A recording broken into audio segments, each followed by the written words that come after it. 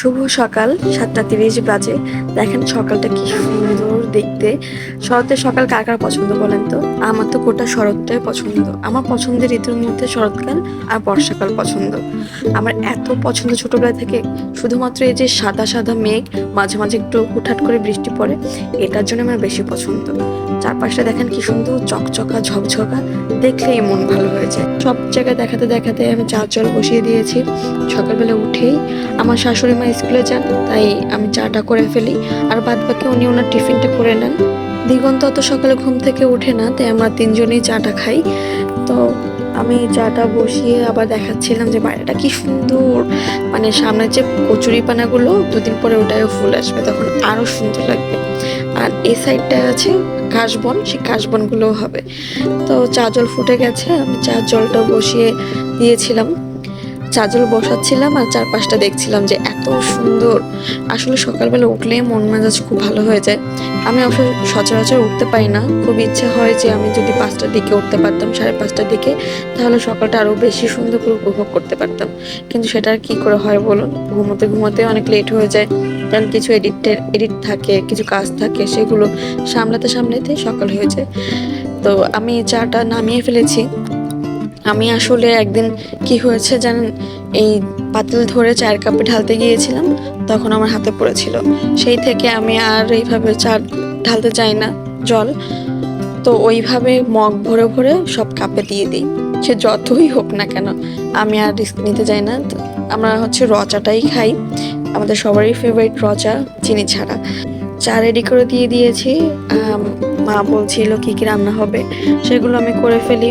মা স্কুল থেকে আসে প্রায় 2-3টার দিকে, তো সব দুপুরের রান্নাটা আমিই করে ফেলি, সকালের রান্নাটা মা করে যায়, আবার রাতেরটাও হালকা পাতলা মা সেটা এসে করে ফেলে। মা ভীষণ সুন্দর রান্না করে, কোনো একদিন সুযোগ হলে আমি দেখাবো। এত টেস্টি, আসলে আমার লাকটা অনেক ভালো। আমার মা প্লাস আমার শাশুড়ি মা দুজনেই অসম্ভব সুন্দর রান্না করে। যদিও আমি শিখি, শেখার চেষ্টা করি। তো মা বলেছিল ডাল ডাল রান্না করো, তুমি যেটা ভালো মনে করো। আমি আর বুঝতে পারছিলাম না যে কি রান্না করা যায়, তো ভাবলাম যে মসুর ডালটা বসাই, মসুর ডালটা হয়ে গেলে ওটা দিয়ে খাওয়া যাবে। আর শর্টকাট একটা ভাজি টাজি হলে যেটা হয় আর কি, হালকা পাতলা। পরে মা বলছিল যে তুমি যা ভালো মনে করো সেটা করে ফেলো, আমি এসে বাকিটা করে ফেলবো। তো আমি ডালটা চড়িয়ে দিয়েছিলাম, ওদিকে কিছু ভাত ছিল সেটা আমি ভাজবো, আর কিছু পেঁয়াজ আমি আগেই ভেজে ফেলেছিলাম, তাই ভাবলাম যে নতুন করে আর কড়াইটা ধোয়ার দরকার নেই, একই কড়াইতে যেহেতু পেঁয়াজ ভাজি করব, তাই কড়াইটা আর বেশি করে ধুতে যায়নি, ওই কড়াইতেই আমি তেল দিয়ে দিয়েছি। কিন্তু এই ক্লিপটা আমার নেওয়া হয়নি, আসলে এখনো স্ট্যান্ডটা কেনা হয়নি বলে আমি সব কিছু দেখাতে পারছি না। তো ফ্রিজে ভাত ছিল, ওটাই ভাবলাম যে একটু ফ্রাইড রাইসের মতো গরম করে ফেলি। এই খাবারটা না আমি প্রচুর খেতাম এক সময়। আমার দিদি আমাকে, যখন আমি স্কুলে যেতাম তখন ও আমাকে প্রতিদিন এই টিফিনটা করে দিত। গরম ভাতটা নামিয়েই পেঁয়াজ, এইভাবে কাঁচা মরিচ হলুদ দিয়ে ভাজি করে ওর মধ্যে ভাতটা ছেড়ে দিত, এরপর একটা ডিম ভেঙে দিত। তো ওটাই আমার প্রতিদিনের টিফিন ছিল। ওর মধ্যে অবশ্য প্রতিদিন কোনো না কোনো কারুকাজ করতো, 2-1 দিন খেতে ভালো লাগতো, 2 দিন লাগতো না। যেমন বাদাম দিত, চিনি দিত, আরো সুইটস কি সব দিত যেন। ওর যা ভালো লাগতো তাই করে দিত, যেদিন যেটা ভালো লাগতো। কিন্তু এটাই আমার রেগুলার খাবার ছিল, আমার ভীষণ ফেভারিট খাবার। তো ফ্রিজে এক্সট্রা ভাত ছিল দেখে আমি আর আলাদা করে রান্না না করে ভাবলাম এটা অনেকদিন খাওয়া হয় না, এটাই দুজনে গরম করে খেয়ে ফেলি, কারণ সকালে খুব বেশি খাওয়া যায় না।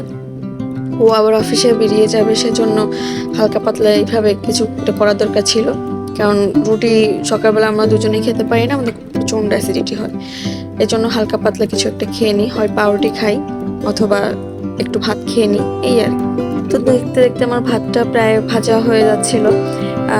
একটু বেশি বেশি করে তেল দিলে হয় কি, ফ্রিজে যেহেতু ভাতটা, তাহলে একটু বেশি দ্রুত করে ভাজাটা হয় আর গার সঙ্গে লাগা হয় না। আর অবশ্যই একটা লাগেও না, ফ্রাইড রাইস যেভাবে করে এটাও ঠিক সেইভাবেই, যদি সবজির পরিমাণটা কম থাকে। এগ ফ্রাইড রাইস বললেও ভুল হয় না। তোমার ভাতটা গরম হয়ে গেছিলো, প্রায় ঝরঝরে হয়ে গেছে, আর তেলও ছেড়ে দিচ্ছিল ভাত থেকে, তখন আমি ডিম দুটো দিয়ে দিয়েছি। আর এটা সম্পূর্ণ ভাতের উপরেই আমি দেই, কারণ কি ভাতের উপর দিলে এটা ভাতের সঙ্গে খুব সুন্দর করে মেখে যায়। আর মেখে গেলে তখন খেতে একটা আলাদা টেস্ট লাগে। অবশ্য অনেকে অনেকভাবে রান্না করে, অনেকে আগে ডিমটা ভাজি করে নেয় যাতে করে ডিমটা আলাদা করে মুখে লাগে। এভাবেও খাবারটা মুখে লাগে ডিমটা, কিন্তু এভাবে খেতে একটু বেশি আমার কাছে টেস্টি লাগে। যার যার যেটা ইচ্ছা সে সেভাবে খেলেই হয়। তা আমাদের এটা দেখতে ভাতটা ভাজা হয়ে গেছিল, দেখেন কি সুন্দর হয়েছে। আমার এত পছন্দের খাবার, অনেক দিন পর খেলাম। তারপর ওটা নামিয়ে আমি ভাবলাম এই কুশি ভাজিটা করে ফেলি। কুশি ভাজিটার মধ্যে আমরা ডিম দিয়ে করি। তো ওই যে বললাম আগে ক্লিপটা আমার নেওয়া হয়নি, ওই ক্লিপটা আসলে কুশি ভাজিটার জন্য আলাদা করে আমি পেঁয়াজ ভাজি করে রেখেছিলাম, সেইটাই। হ্যাঁ, তারপরে এদিকে ডাল ভিজিয়ে রাখছিলাম। ডালটা অনেক সময় ভিজিয়ে রাখলে হয় কি দ্রুত ফোটে। প্রেশার কুকারে দেওয়া যায়, কিন্তু সবসময় প্রেশার কুকারে দিলে ডালটার ঘ্রাণটা ভালো থাকে না। তো আমার কুশি ভাজিটা এদিক থেকে হয়ে গেছে, আমি ডিমটা ভেঙে দিয়েছি। আমার শাশুড়ি মা অবশ্য ডিমটা আলাদা করে ভাজি করে রাখেন, ওটা আমিও করি, কিন্তু সময় সময় আবার আলাদাও করি। ডালটা চড়িয়ে দিয়েছি, বাদ বাকি ভিডিও এখন আর হবে না, পরে আর এক সময় দেখাবো। এই আমার ছিল ছোট্ট একটা ব্লগ। কেমন লাগলো অবশ্যই জানাবেন। সবাই ভালো থাকবেন, সুস্থ থাকবেন, টাটা।